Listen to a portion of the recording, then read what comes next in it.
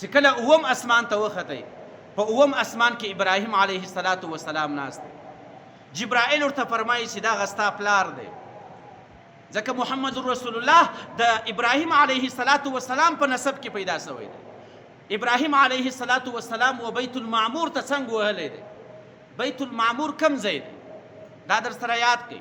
بیت المعمور د مکی شریفې پر برابر باندې په اوم اسمان کې یو ځای جوړ دی، هغه د بیت الله پر برابر باندې ده. که چیرې بیت المعمور لاندې راشوسي، خاص به د بیت الله پر چت باندې پروت وي. بیت المعمور بیا د ملائکو کعبه ده. پر بیت المعمور باندې د ورځې 80,000 ملائکې طواف کوي. دا د کعبې شریفې پر برابر باندې دی، په اوم اسمان کې دی. ابراهیم علیه السلام و بیت المعمور ته څنګه ویلی دی چې محمد رسول الله وروختی؟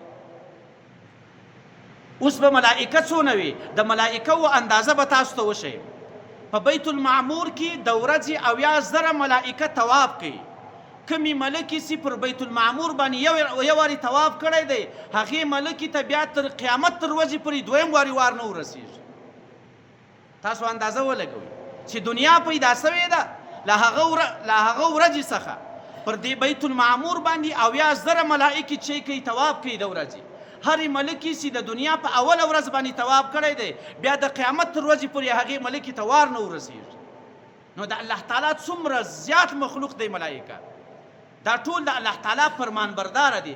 دا یو سکینټ هم د الله تعالی نافرمانی نه کوي. لیکن الله تعالی بیا هم اشرف المخلوقات و انسان ته ویلی دی، ځکه له انسان سره شیطان ملګری دی. که چیرې د انسان له شیطان سره مقابله وکړه، الله تعالی یا هغه ملائکې د ده په خدمت کې دروي چې هغو هیڅ نافرمانی هم نه ده کړې.